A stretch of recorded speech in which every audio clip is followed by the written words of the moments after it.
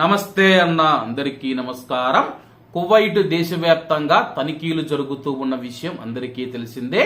అలాగే గత సంవత్సరం కువైట్ లోని వివిధ ప్రాంతాలలో తనిఖీలు చేసి వేల మంది ప్రవాసులను కువైట్ పోలీసులు అరెస్టు చేసిన విషయం అందరికీ తెలిసిందే. అలాగే గత సంవత్సరం కానూన్ పెట్టిన విషయం కూడా అందరికీ తెలిసిందే. అలాగే దీనికి సంబంధించి కువైట్ మినిస్ట్రీ ఆఫ్ ఇంటీరియర్ తాజా గణాంకాలను విడుదల చేసింది. కువైట్ దేశం గత సంవత్సరం దాదాపు 35,000 మంది ప్రవాసులను బహిష్కరించిందని చెప్పి, అలాగే వీరిని వివిధ విభాగాల అధికారులు అరెస్టు చేశారని చెప్పేసి మినిస్ట్రీ ఆఫ్ ఇంటీరియర్ తెలిపింది.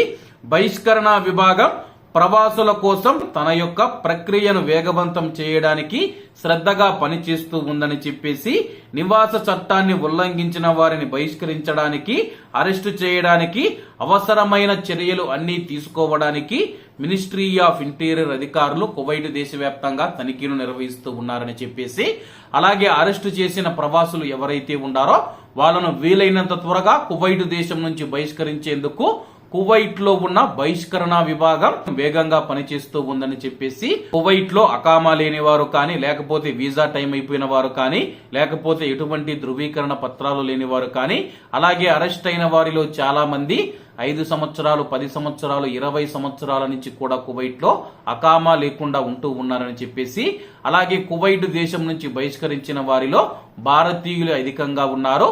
కాబట్టి కువైట్ లో చాలా మంది బయట అకామా కొట్టించుకొని అయితే పనిచేస్తూ ఉన్నారు. వాళ్ళు సకాలంలో తమ యొక్క అకామాను రెన్యువల్ చేసుకోలేక అప్పుల పాలైపోయి చాలా ఇబ్బందులు పడుతూ ఉన్నారు.